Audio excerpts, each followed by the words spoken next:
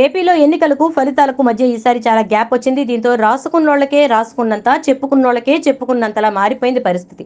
నిన్న మొన్నటి వరకు రాజకీయ విశ్లేషకులు, నాయకులకు న్యూస్ ఛానళ్ల చర్చా కార్యక్రమాల్లో పెద్దపీట వేయగా ఇప్పుడు సెఫాలజిస్టులకు ప్రాధాన్యత పెంచింది. సెల్ఫ్ మేడ్ సెఫాలజిస్టులు చాలా మంది తమ ఫలితాల లిస్ట్ పట్టుకుని ఛానళ్ల చుట్టూ తిరుగుతున్నారు.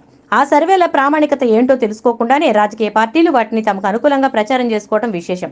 ఇక జనసేనకు అనుకూలంగా ఉండే ఓ ఛానల్ మరో అడుగు ముందుకు వేసింది. కూటమి కేబినెట్ లో బెర్తులు కూడా ఖరారు చేసేస్తోంది. ఏపీకి సంబంధించి న్యూస్ ఛానళ్లు ఏవి ఏ పార్టీ వైపో అందరికీ తెలుసు. అయితే న్యూట్రల్ ముసుగులో కొన్ని ఛానళ్లు కూటమికి వంత పాడుతున్నాయి. వీళ్ళకి పార్టీ ముఖ్యం కాదు, వ్యక్తిగతంగా ఆయా నాయకులు ముట్టజెప్పే ప్యాకేజీయే ముఖ్యం. అందుకే పూర్తిగా పార్టీ స్టాండ్ తీసుకోకుండా నాయకులకు అనుకూలంగా వార్తల్ని వండి వారుస్తూ ఉంటారు. అలాంటి న్యూస్ ఛానల్ ఒకటి తాజాగా కూటమి కేబినెట్ ని ప్రకటించింది. కూటమిలో జనసేనకు 3 కేబినెట్ బెర్తులు ఉన్నాయని, ఆ మూడింటిని ఎవరెవరికి ఇస్తారో కూడా అనౌన్స్ చేసింది. ఈ కేబినెట్ కూర్పు ఇప్పుడు సోషల్ మీడియాలో హాట్ టాపిక్ గా మారింది. కూటమి అధికారంలోకి వస్తుందో రాదో తెలియదు. కనీసం టీడీపీ నేతల్లో కూడా ఆ కాన్ఫిడెన్స్ లేదు. ఇలాంటి టైంలో కూటమి కేబినెట్ అంటూ సదరు న్యూస్ ఛానల్ సోషల్ మీడియాలో కామెడీ పంచుతోంది.